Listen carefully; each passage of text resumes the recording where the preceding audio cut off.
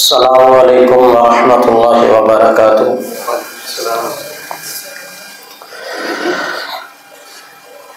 الحمد للہ وکفی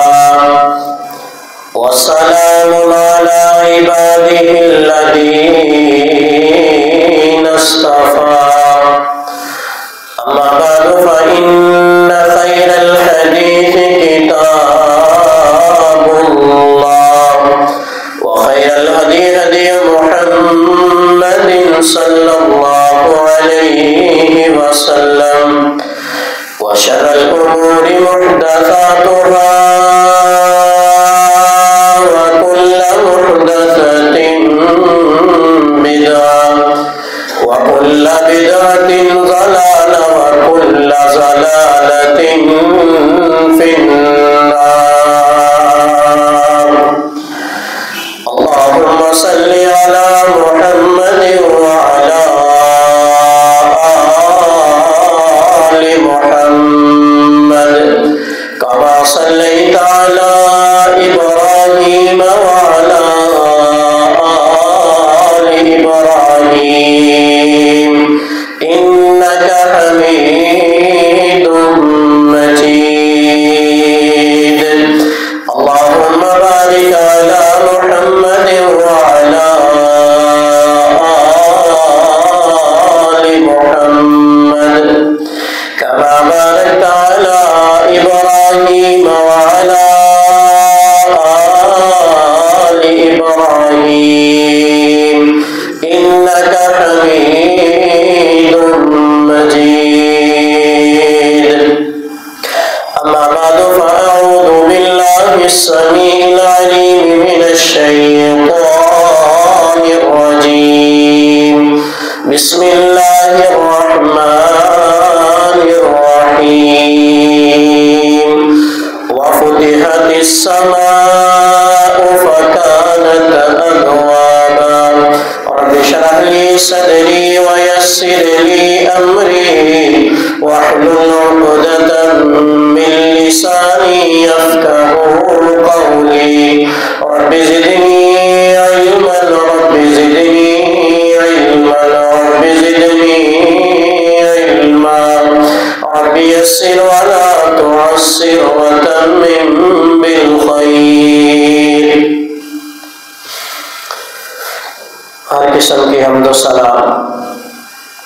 کبریائی بڑائی کے تمام تر کلمات اللہ جل سبحانہ و تعالیٰ کی ذات کے لیے،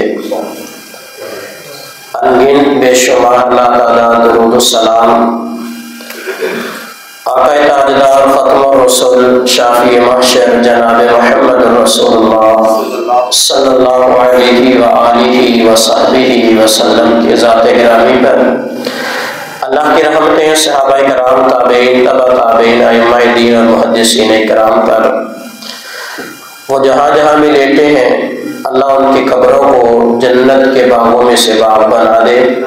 اللہ ہمیں بھی ان جیسا ایمان نصیب فرما دے۔ صاحبوں، ساتھیوں،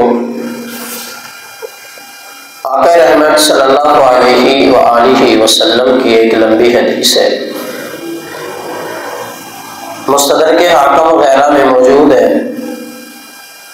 نبی علیہ السلام نے جب بندے کا آخری وقت ہوتا ہے، یعنی موت کے وقت کیا ہوتا ہے، وہ ساری کی ساری کیفیات کو نبی علیہ السلام نے اس حدیث میں بیان کیا ہے۔ اس حدیث کے جو آخری الفاظ ہیں، شروع کے اندر کہ اگر بندہ نیک ہے تو فرشتے کیسے آتے ہیں، ان کی کیفیت کیا ہوتی ہے، انہوں نے کپڑے کیسے بنائے ہوتے ہیں، کون سی شکل و صورت والے آتے ہیں، کس طرح وہ جان نکالتے ہیں۔ اگر بندہ بد ہے،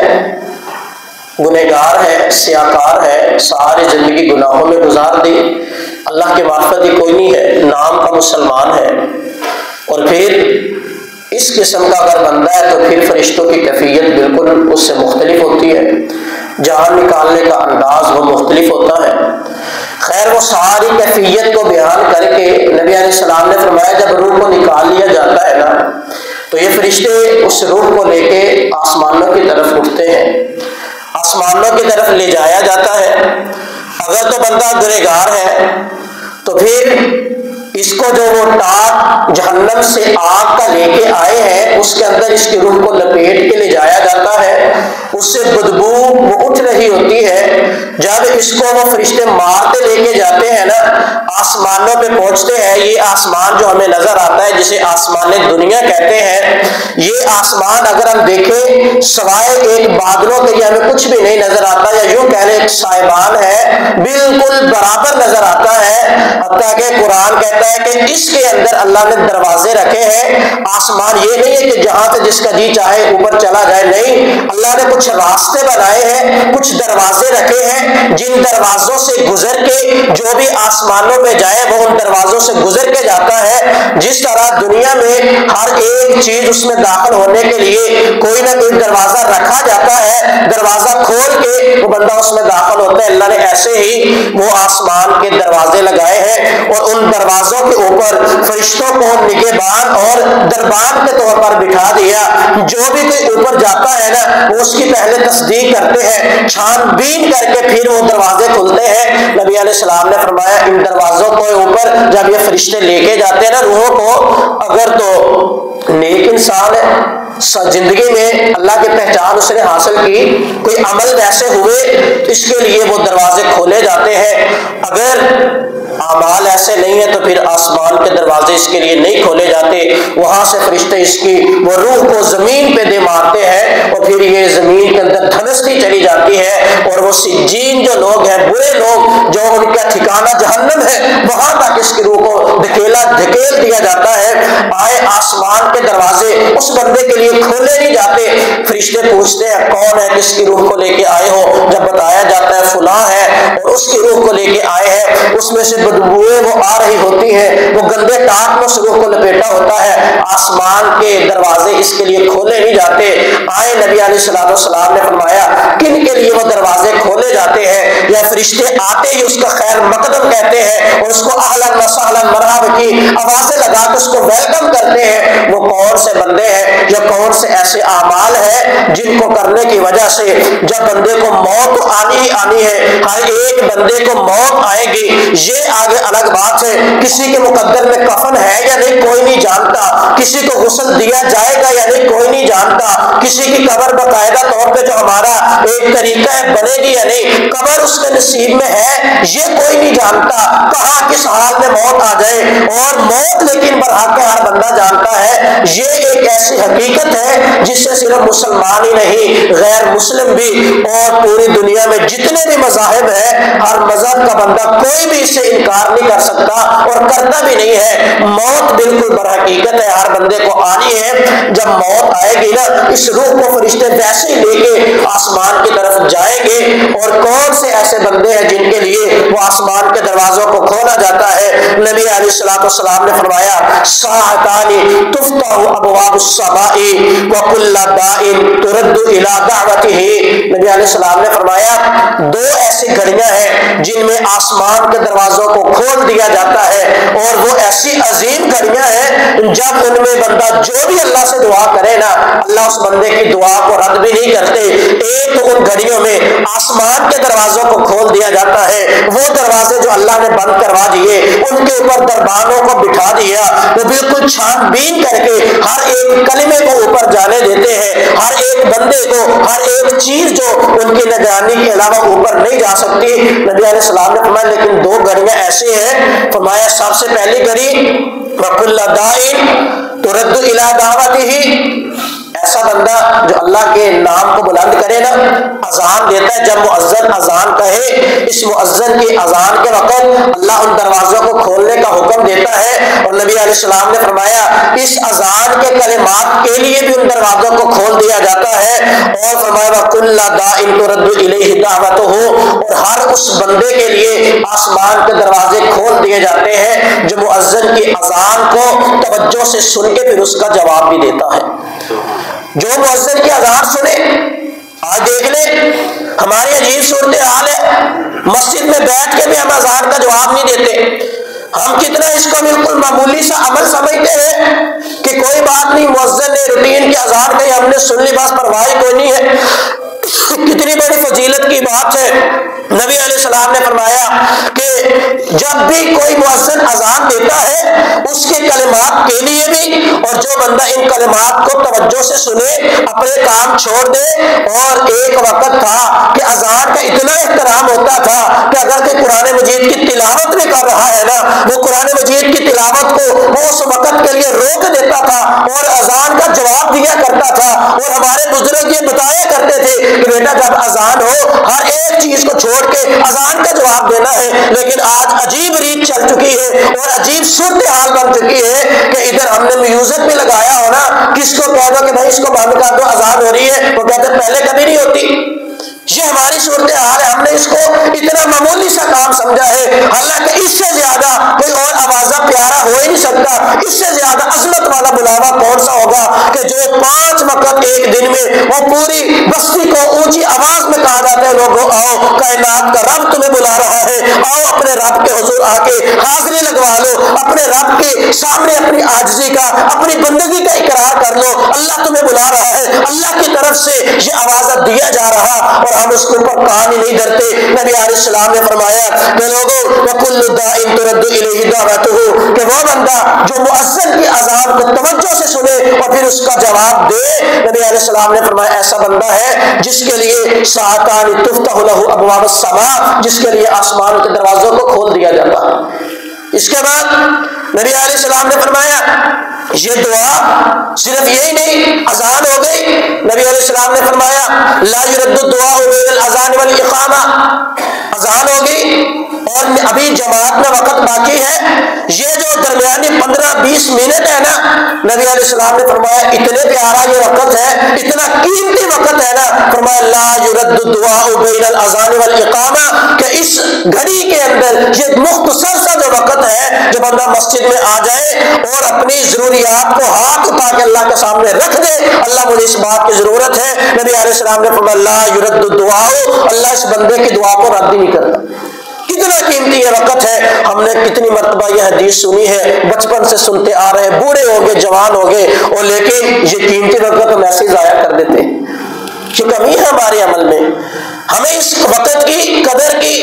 قیمت کا اندازہ ہی نہیں۔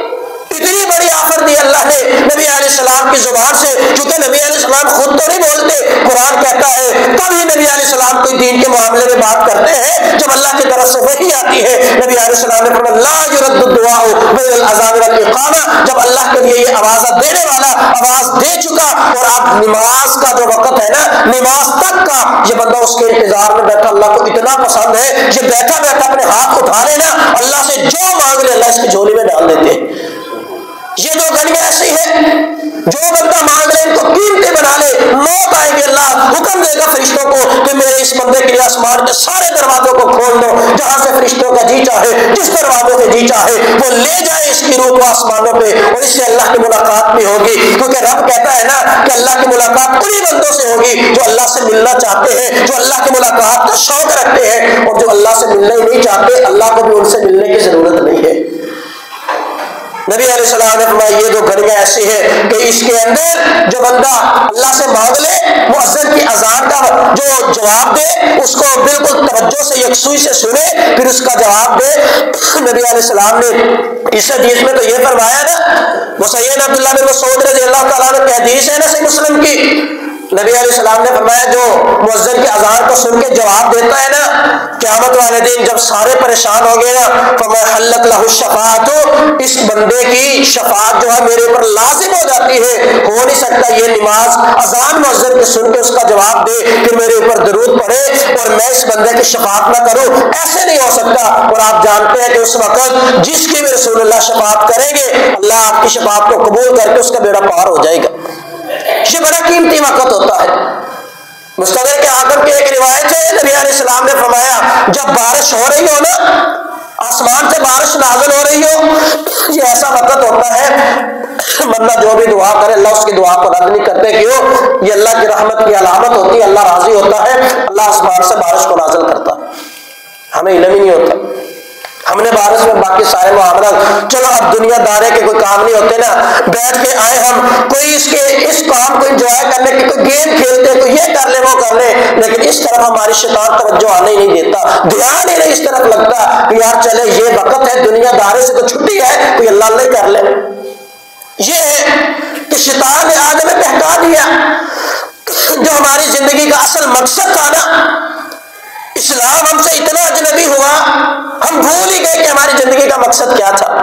حالانکہ قرآن نے کیا کہا، اللہ نے خلق الموت والحیات لیبلوکم ایکم احسن عملا، اور یہ تو تمہاری آزمائش ہے، اللہ نے دنیا میں بھیجا آزمائش کے لیے۔ یہ چند دن 60 سال کیوں نہیں، 50 سال کیوں نہیں؟ اور آپ کو پتا ہے جس کو 60 سال 50 سال 70 سال زندگی ملی نا، یہ میدان معاشر کی جو اتنا لمبا دن ہے نا، اس کا صرف 1 یا 1.5 منٹ بنتا ہے۔ صرف اتنی سی زندگی کے لیے وہ ہم اپنی دائمی زندگی کو اور صرف اس زندگی کو خوشنما بنانے کے لیے سب کچھ برباد کر بیٹھتے ہیں اور کوئی پرواہ کوئی نہیں ہے۔ اس کے بعد نبی علیہ السلام نے فرمایا کہ دوسرا عمل من ابلغ الوضوء وتم الرکوع والسجود، کہ جو بندہ نماز کے لیے آئے، نماز کے لیے گھر سے چلا، فرمایا من ابلغ الوضوء، اچھے طریقے سے وضو کیا سنت کے مطابق، اچھے طریقے سے،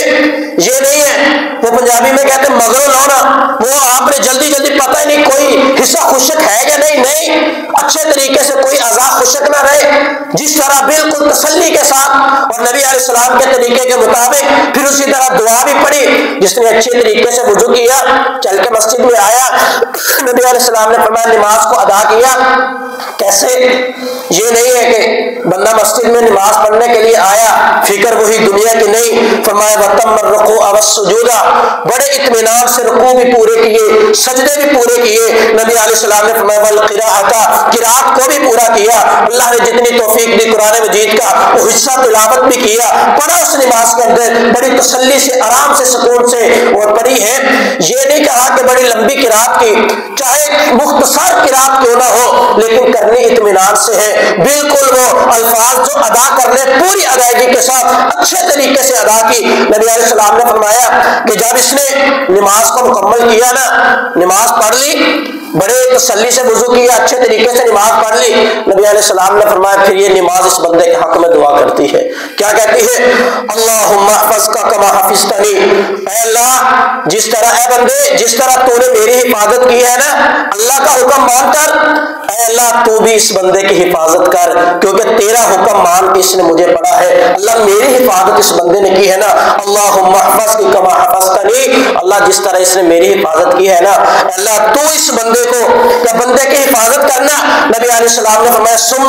تورد الى السماء وتفتح له ابواب السماء، پھر اس بندے کے اس عمل کو فرشتے لکھ کے اللہ کے پاس لے کے جاتے ہیں اور اس کے لیے آسمان کے سارے دروازے کھول دیے جاتے ہیں۔ آج اس بندے کے عمل کے لیے دروازے کھل رہے ہیں، وہ نماز جو اس نے اللہ کے لیے پڑھی، بڑے اطمینان سے پڑھی، اللہ کا حکم مان کے پڑھی، اللہ سے اجر اور ثواب کی نیت لے کے آیا تھا، اس نیت سے پڑھی ہے کہ اللہ اس کے اوپر مجھے اجر دے گا، اللہ اس کی وجہ سے میری عاقبت کو سنوار دے گا، اس لیے سے جس بندے نے پڑھی نا، نبی علیہ السلام نے فرمایا فرشتے لکھ کے اللہ کی طرف لے جاتے ہیں، اب اس کے عمل کے لیے دروازے کھلتے ہیں، جب اس کی موت کا وقت آئے گا نا، اسی نماز کی وجہ سے، اسی عمل کی وجہ سے پھر اس کی روح کے لیے بھی آسمان کے دروازوں کو کھولا جائے گا، کوئی دقت نہیں ہوگی۔ اور اس کے بعد دوسرا بندہ، نبی علیہ السلام نے فرمایا یہ نماز اس کے لیے دعا کرتی ہے، لیکن ایسا بندہ بھی ہے بھاگتا ہوا آیا، بھاگتے ہوئے وضو کیا اور مسجد میں تو آ گیا، لیکن ذہن پھر بھی وہ دنیا داری میں اٹکا ہوا، اپنے کاروبار میں، معاملات میں، دکانداری میں، اپنے لین دین میں، وہ سارے کے سارے شب و روز کے جو بھی جھمیلے ہیں دنیا کے، ان میں دماغ اٹکا ہوا۔ یہ آیا نہ وضو اچھے طریقے سے کیا، نبی علیہ السلام نے فرمایا لا تتم رکوعها ولا سجودها، نہ اس نے رکوع کو مکمل کیا، بس جھکا سمجھا رکوع ہو گیا، نہ سجدے کو پورا کیا، ویسے نماز پڑھ کے چلا گیا۔ نبی علیہ السلام نے فرمایا جب یہ نماز کو مکمل کرتا ہے نا، تو پھر نماز اس کے حق میں بھی دعا کرتی ہے، وہ ہوتی بد دعا ہے لیکن نماز بولتی ہے، نماز کہتی ہے زیّعک اللہ کما زیّعنی، وہ بندے اللہ تجھے ضائع کر دے جس طرح تو نے میرا کھانا خراب کر دیا، مجھے تو اللہ نے عبادت بنایا تھا، جس طرح تو نے مجھے ضائع کر دیا، اللہ تیرے بھی سارے معاملات کو ایسے ضائع کر کے رکھ دے۔ نبی علیہ السلام نے فرمایا جس بندے کے حق میں یہ نماز بد دعا کرتی ہے نا، اور پھر اس سے بھی اگلے الفاظ جو ہے نبی علیہ السلام نے فرمایا فرشتے یہ لنگڑی ڈھونڈی نماز لے کے آسمان کی طرف جاتے ہیں اور اور پھر اس کے لیے دروازے کھولے نہیں جاتے آسمان کے، اور اس کو گندے بدبودار ٹاٹ میں لپیٹ کے اس بندے کے منہ پہ مار دیا جاتا ہے، اور جب اس بندے کے منہ پہ مارا جاتا ہے نا، یہ نماز پھر بد دعا کرتی۔ یہ ہے آج اس کے عمل کے لیے دروازہ نہیں کھولا گیا۔ نبی علیہ السلام نے فرمایا جب یہ مرے گا نا، موت آئے گی، جب اس کے عمل آسمان پہ گئے ہی نہیں، پھر اس کی روح کے لیے بھی آسمان کے دروازے نہیں کھولے جائیں گے۔ جب اذان ہو رہی ہو اس کا جواب دے، جو جواب دے گا، نبی علیہ السلام نے فرمایا ان کلمات کے لیے بھی، اور پھر اس بندے کے لیے آسمان کے دروازوں کو کھولا جائے گا۔ اور اذان کے بعد وہ جو وقت ہے تھوڑا سا، اس جماعت تک جو بندہ اس میں دعا کرے، موت کے بعد آسمان کے دروازے کھلیں گے، اور جو بندہ بڑی تسلی سے سکون سے اللہ کا حکم مان کے اپنے دل سے نماز کو ادا کرتا ہے، پیار اور محبت کے ساتھ اللہ کا حکم مان کے، اور جس ہستی سے بندے کو محبت ہونا اور اس کی ہر بات دل سے ماننے کو بندے کا جی چاہتا ہے، اور جس سے محبت نہ ہونا تو پھر بندہ سے اس کو مجبوری سمجھ کے کرے نا، پھر وہ خوشیت پیدا نہیں ہوتی، وہ خشوع خضوع پیدا نہیں ہوتا، اس میں وہ یکسوئی نہیں آتی بندے کے اس عمل میں، وہ دنیا دارے کا کوئی کام ہو یا آخرت کے حوالے سے ہو۔ جب اللہ کے ساتھ ہماری محبت ہوگی نا، پھر نماز میں لذت ہی اس کے بالکل عجیب سی ہوگی، پھر ویسی وہ اس میں آپ کو مٹھاس ملے گی جس طرح صحابہ کرام نماز کو پڑھا کرتے تھے۔ اس لیے اللہ نے سورۃ بقرہ میں مومنین کے صفات کو بیان کرتے ہوئے یہ کہا ہے نا کہ مومن ہوتے ہی وہ ہے اشد حبا للہ، جن کے دل میں سب سے بڑھ کے وہ اللہ کی محبت ہوتی ہے، اپنے رشتہ داروں سے، اپنے بیوی بچوں سے، والدین سے، عزیز و اقارب سے، دوست احباب سے، اپنے کاروبار سے، دنیا دارے سے، ہر ایک چیز سے بڑھ کے انہیں اگر محبت ہوتی ہے تو اللہ سے یہ محبت کا معیار ہونا چاہیے اللہ کے لیے۔ جب ایسا معیار ہوگا یقین مانے پھر بندہ عبادت کرے گا نا، عبادت میں لذت آئے گی، پھر اس درجے کی بندہ نماز پڑھ سکتا ہے۔ اگر یہ محبت میں نقص ہے نا، صرف دکھاوے کی محبت ہے، تو پھر نمازیں بھی ویسی ہوگی کہ بندہ آیا اس کو یا تو اپنی روٹین کی ایکسرسائز کے طور پہ پڑھتا ہے، یا پھر یہ کہ مجبوری سمجھ کے اسی طرح وہ پڑھتا چلا جاتا ہے۔ شاید آج ہماری نمازیں اسی لیے ہمارے اوپر وہ اثر نظر نہیں آتا ان نمازوں کا، کیونکہ ہم نے کبھی نماز کا مقصد سمجھا ہی نہیں ہے۔ اس طرح اللہ کی محبت جس کے دل میں ہوگی اور وہ اس محبت کے درجے پہ جا کے نماز پڑھے، کیسے ہو سکتا ہے کہ بندہ نماز بھی پڑھے اور گناہ کرے؟ ہو جانا گناہ یہ کہ بڑی بات نہیں ہے، اللہ نے فطرت میں رکھا ہے، لیکن بندہ نمازی بھی ہو اور پھر گناہ کرتے ہوئے بندے کو ہچکچاہٹ نہ ہو، یہ بات سمجھ نہیں آتی۔ بندہ 5 وقت کا نمازی ہے، گناہ کرتے وقت سوچتا ہی نہیں ہے، یہ کیسے ہو سکتا ہے کہ بندہ نماز پڑھے اور گناہ کرتے وقت داری نہ ہے، اللہ یاد نہ ہو؟ ہاں ہو گیا، لیکن اگر نمازی ہے نا کبھی گناہ ہو جائے بندے کو فوراً ضمیر جو جوڑتا ہے، بندہ اگلے لمحے اللہ کے در پہ ضرور گرتا ہے اور معافی مانگتا ہے کہ اللہ انسان کا ہوگا تو معاف کر دے، آئندہ اس گناہ کے قریب نہیں جاؤں گا۔ اگر یہ کیفیت پیدا نہیں ہوتی نا، پھر توجہ کرنی چاہیے کہ ہماری نمازوں میں کوئی کمی ضرور ہے۔ یا کیسی نماز ہے جو ہمیں دوبارہ اللہ کے در پہ نہیں لاتی، ہمیں یہ احساس ہی نہیں دلاتی۔ خیر اس سے آگے چلیے، نبی علیہ السلام نے فرمایا جو نماز کے رکوع سجدے قرات کو پورا نہیں کرتا نا، نبی علیہ السلام نے فرمایا جب یہ نماز سے فارغ ہوتا ہے نا، نماز اس بندے کے حق میں بد دعا کرتی ہے، اور اس کے لیے آسمان کے دروازے کھولے نہیں جاتے، نہیں کھولتے اس کے لیے آسمان کے دروازے، اور اس نماز کو گندے ٹاپ میں لپیٹ کے اس کے منہ پہ مار دیا جاتا ہے۔ اس سے بھی آگے تیسری چیز جو ہے، نبی علیہ السلام نماز کو شروع کرنے کی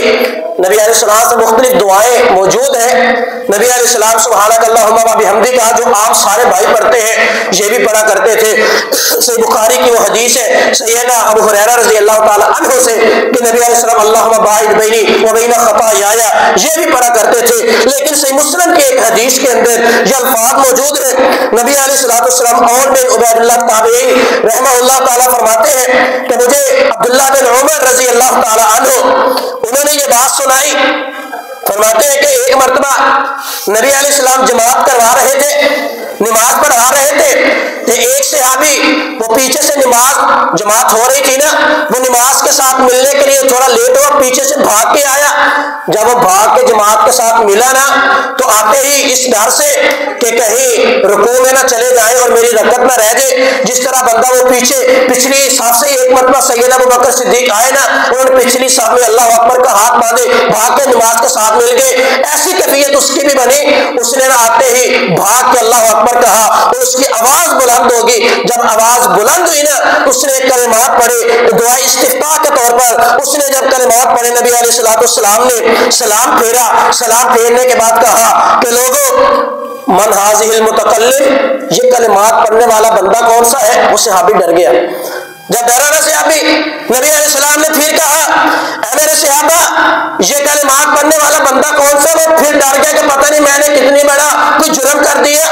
قربان جائے صحابہ اکرام سے، ان کا بھی احترام دیکھے، ادب دیکھے، نبی علیہ السلام کے سامنے بھی اونچی آواز سے بات نہیں کرتا تھا۔ کسی نے، سارے صحابی جانتے تھے کہ کس نے پڑھے ہیں، کوئی نہیں بولا کہ یا رسول اللہ صلی اللہ علیہ وسلم اس نے یہ اونچی آواز میں الفاظ پڑھے، نہیں، وہ صحابی بھی خاموش ہے، سارے خاموش ہیں۔ نبی علیہ السلام نے تیسری مرتبہ پھر کہا کہ بھائی ڈرنے کی ضرورت نہیں ہے، والذی نفسی بیدہ، مجھے ذات کی قسم ہے کہ جس کے قبضہ قدرت میں میری جان ہے۔ کہا جس بندے نے یہ کلمات پڑھے ہیں نا، وہ کلمات کیا تھے؟ اللہ اکبر کبیرہ والحمد للہ کثیرہ وسبحان اللہ بکرۃ واصیلا۔ اس صحابی نے یہ کلمات پڑھے نا، نبی علیہ السلام نے فرمایا مجھے اللہ کی قسم ہے جس کے ہاتھ میں میری جان ہے، میں نے دیکھا کہ ان کلمات کے لیے اللہ نے آسمان کے سارے دروازوں کو کھول دیا۔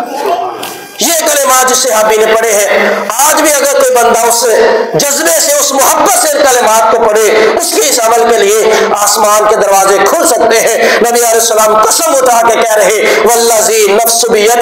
مجھے ذات کی قسم ہے جس کے قبضہ قدرت میں میری جان ہے، فرمایا میں نے دیکھا ہے کہ اس کے لیے اللہ نے آسمان کے سارے دروازوں کو کھول دیا ہے۔ یہ نبی علیہ السلام کے یہ اعمال کہ جن کی وجہ سے سارے آسمان کے دروازے کھل جاتے ہیں، عمل ہو تب بھی بندہ دنیا میں یہ اعمال کرے، اور یہ اعمال کرنے والا جب اس کا آخری وقت ہوگا نا تو پھر کیسے ہو سکتا ہے کہ اس بندے کی روح کے لیے آسمان کے دروازے نہ کھلے۔ اور اسی طرح سے مسلم کی وہ حدیث ہے، نبی علیہ السلام کے پیارے صحابی سیدنا عبداللہ بن عمر، سیدنا معاویہ رضی اللہ تعالی عنہ، اور اسی طرح سیدنا عمر بن عاص، تینوں صحابہ اکرام سے یہ روایت مروی ہے، فرماتے ہیں کہ ایک دن ایسے ہوا ہم لوگ مغرب کی نماز ادا کر کے نا مسجد میں بیٹھ گئے۔ مغرب کی نماز ادا کرنے کے بعد جب مسجد میں بیٹھے تو عشاء سے کچھ دیر پہلے نبی علیہ السلام نے اپنے تہبند کے ایک پلو کو اٹھایا ہوا، ایک کونا اٹھا کے نبی علیہ السلام تیزی سے چلتے آ رہے تھے۔ فرماتے ہیں کہ جب نبی علیہ السلام وہ جبے کو اٹھا کے آئے نا اور فرمایا بشیرو یا معشر القریش، بشیرو بشیرو، اور تمہارے لیے خوشخبری ہے، تمہارے لیے خوشخبری ہے، یا معشر المسلمین، اور مسلمانوں کی جماعت تمہارے لیے خوشخبری ہے۔ یا رسول اللہ صلی اللہ علیہ وسلم خوشخبری کس بات کی؟ فرمایا آتان یا جبریل آنفاً، ابھی ابھی میرے پاس جبرائیل امین آئے تھے۔ یا رسول اللہ کس لیے؟ فرمایا یہ جو تم مسجد میں بیٹھے ہو نا، مغرب کی نماز کو ادا کیا، عشاء کے انتظار میں اللہ کا ذکر کر رہے ہو، یہ مسجد میں بیٹھے ہو، نبی علیہ السلام نے فرمایا کہ ابھی ابھی جبرائیل امین میرے پاس آئے ہیں اور آ کر انہوں نے کہا ہے یباہی لکم ربکم، تمہارے اوپر آسمانوں کا رب، تمہارا رب وہ فرشتوں کو اکٹھا کر کے تمہارے اس عمل کے اوپر اللہ آسمان پہ عرش معلیٰ پہ اللہ نے فرشتوں کو اکٹھا کیا ہے، اکٹھا کر کے اللہ فخر کر رہے ہیں، اور فرشتوں دیکھو میرے بندے میرے حکم کو مان کے ایک نماز پڑھی ہے، دوسری نماز کے انتظار میں مسجد میں بیٹھے ہیں، گھر نہیں گئے کہ ہو سکتا ہے وہاں پہ جائے مصروف ہو جائے، اگلی نماز کے لیے آنا ہو یا نہ ہو، اس وجہ سے مسجد میں بیٹھے اللہ کا حکم مان کے کہ اللہ کا حکم ہے اس فرض کو پورا کرنا ہے۔ اللہ آسمانوں پہ بیٹھ کے اس بندوں کے لیے فخر کرتا ہے فرشتوں میں۔ نبی علیہ السلام نے فرمایا یباہی بکم الملائکہ، اللہ فرشتوں کے ساتھ تمہارے اوپر فخر کر رہا ہے کہ دیکھو تم کہتے تھے نا یہ زمین میں جائیں گے فساد کریں گے، اللہ تیری عبادت کہاں کریں گے، یہ تو خون خرابہ کریں گے، قتل و غارت کریں گے، نافرمانیاں کریں گے، اللہ تیری عبادت کرنے کو ہم کافی نہیں نہیں ہے, اللہ تیری عبادت کرنے کے لیے ہم ہیں نا, ان کو پیدا کیوں کرتا ہے؟ اللہ فخر کرتا ہے فرشتوں دیکھو میں نے انہیں پیدا کیا, آج میرے حکم کو مان کر اپنے گھر والوں کے پاس نہیں گئے, صرف اس لیے بیٹھے ہیں کہ رب کائنات کی بات کو ماننا ہے. اللہ فخر کرتا ہے. اور جس وہ کیسے بندے ہوں گے جن پہ کائنات کا رب فخر کرتا ہے. تو میرے فرشتوں, اگر اللہ فرشتوں میں ان کا نام ہی لیتا ہے تو سیدنا ابی بن کعب رضی اللہ تعالی عنہ, ان کے متعلق سے مسلم کی وہ حدیث ہے نا, نبی علیہ السلام نے فرمایا کعب بات سنو نا یار, آئے نہ کہا اے کعب مجھے قرآن کی تلاوت سنائیے, اور میں نہیں کہتا اللہ نے آسمان سے کہا ہے. اے نبی کعب سے کہیے رضی اللہ تعالی عنہ, ان سے کہیے کہ قرآن مجید پڑھ کے تو سنائے. سیدنا کعب رضی اللہ تعالیٰ عنہ فرمانے لگے یا رسول اللہ کیا اللہ نے میرا نام لیا ہے؟ کہا ہاں کعب اللہ نے آپ کا نام لیا ہے. سیدنا کعب قرآن مجید کی تلاوت بھی کر رہے اور زاروں کے تار رونے بھی لگ گئے, یا رسول اللہ واقعی اللہ نے میرا نام لیا ہے؟ کہا ہاں کعب اللہ نے آپ کا نام لیا ہے. بڑے یہ اللہ جس کا نام لے اور نام لے کے پکارے اس کے لیے بڑی فضیلت کی بات ہے. نبی علیہ الصلوۃ والسلام کے یہ صحابہ جو وہاں پر اکٹھے تھے, نبی علیہ السلام کہہ رہے ہیں میرے صحابہ تمہارے اوپر اللہ آسمان پہ بیٹھ کے فرشتوں میں فخر محسوس کر رہا ہے کہ میرے بندے میرے حکم کو مان کے بیٹھے ہوئے ہیں. اس کے بعد نبی علیہ السلام نے فرمایا ہر رات اذا کان ثلث اللیل تبارک و تعالی, کہ جب بھی مجھے دے دو, جب بھی ہر رات کا آخری وقت ہوتا ہے, 3/3 رات گزر جاتی ہے, اس کے بعد آسمان کا رب ینزل تبارک و تعالی کل لیلۃ, ہر رات وہ اللہ تعالیٰ آسمان دنیا پہ تشریف لے آتے ہیں, اور آسمان دنیا پہ تشریف لا کے اللہ رب العزت کیا کرتے ہیں, آواز لگاتے ہیں کہ ہے کوئی اس وقت میں بندہ جو میرے در پہ آ جائے, جو مجھے آ کے پکارے, وہ اپنی نیند کو چھوڑ کر اپنے وہ دنیا کی ساری مصروفیات سے جو بے خبر ہو کے آرام کی نیند سویا ہوا. اور یہ وہ رات ہے جس کے بارے میں قرآن نے اللہ نے کہا ہے نا, اللہ نے تمہارے لیے دن بنایا ہے تاکہ تم اپنی روزی حاصل کر سکو, رات اللہ نے سکون کے لیے بنائی ہے. اور وہ سکون اپنا چھوڑ کے اپنی وہ نیند چھوڑ کے اللہ کے در پہ آ جائے, اللہ کو اتنا یہ عمل پسند آتا ہے. اللہ اپنے عرش کو چھوڑ کے, اللہ اپنا عرش چھوڑ کے وہ آسمان دنیا پہ تشریف لے آتے ہیں, اور آسمان دنیا پہ تشریف لا کے اللہ پھر اس بندے سے یہ فرماتے ہیں کہ اے میرے بندے, ہے کوئی جو مجھ سے بخشش کو مانگے, ہے کوئی بندہ جس کے پاس رزق کی کمی ہو وہ مجھ سے رزق کا سوال کرے. اللہ یہ اعلان فرماتے ہیں, اور جو بندہ اس وقت اٹھ جائے نا, جو بھی اللہ سے مانگ لے, نبی علیہ السلام نے فرمایا اللہ اس کو عطا کر دیتے ہیں. مرنے کے بعد جب یہ بندہ فوت ہوتا ہے نا, اور یہ عمل ایک تو ہے کہ بندے کے عمل کو آسمان پہ لے جایا جائے, اللہ عرش و اللہ پہ فرشتے لے کے جاتے ہیں, ایک اللہ ہی اپنا عرش کو چھوڑ کر آسمان دنیا پہ وہ اس بندے کے لیے آتے ہیں کہ کون سا بندہ میری حکم کو مان کر, میری بات کو مان کر, میرے نبی علیہ السلام کی حدیث کو مان کر رات کو اٹھ کے میرے سامنے قیام کرے. اور کبھی نبی علیہ السلام نے فرمایا تھا کہ یہ رات کو اٹھنا جو ہے نا, یہ نیک لوگوں کی علامت ہے. جو بندہ پچھلی رات اٹھ کے تہجد کو پڑھے, ایسا عمل صرف نیک بندے ہی کر سکتے ہیں. فرمایا دعوت الصالحین, یہ نیک لوگوں کی علامت ہے. کبھی قرآن میں اللہ نے کہا ہے نا کہ تہجد کی نماز جو ہے, جو بندہ کہتا ہے نا کہ گناہوں سے بچا نہیں جاتا, ہر وقت دل میں گناہوں کے خیال آتے ہیں, نمازوں میں وہ سکون نہیں ہے, اور وہ خشیت للہیت توجہ وہ مٹھاس اور چاشنی نصیب نہیں ہوتی, وہ تہجد کو پڑھنا شروع کر دے. کیونکہ قرآن کہتا ہے رات کے وقت اٹھ کے اللہ کی عبادت کرنا یہ نفس کو کچل دیتا ہے, اس میں اٹھنے والی خواہشات کو کچل دیتا ہے. اور جس کی یہ خواہشات کچلی گئی نا, پھر اس کا لو اللہ سے ایسے لگے گا کہ ہر عمل کو جو چھوٹے سے چھوٹا بھی کرے گا اس کی مٹھاس اسے محسوس ہوگی, وہ اس کے فوائد, وہ چاشنی جو صحابہ کرام کو حاصل تھی کہ وہ اللہ کی اطاعت کے لیے سب کچھ چھوڑ دیتے تھے, وہ اس کو نصیب ہو جائے گا. اس لیے یہ چند ایک عمل تھے جن کی وجہ سے کل قیامت والے دن, قیامت سے پہلے جب بندہ فوت ہوتا ہے, موت کے بعد جب اس کی روح کو لے جایا جائے گا تو اس کے لیے آسمانوں کے دروازے کھولے جائیں گے. جو بندہ ان اعمال کو اپنا لے اس کے لیے سارے آسمان کے دروازے وہ کھول دیے جائیں گے, اور ان اعمال کے لیے بھی آسمان کے دروازوں کو کھولا جاتا ہے, اور یہ سیدھے اعمال وہ اللہ کے حضور پیش کیے جاتے ہیں. اللہ سے دعا ہے کہ اللہ تعالی ہمیں اپنی کمیاں کوتاہیاں دور کر کے ان اعمال کو اپنانے کی توفیق عطا فرمائے. وقل قولي هذا واستغفر الله لي ولكم ولسائر المسلمين واخر دعوانا الحمد لله رب العالمين.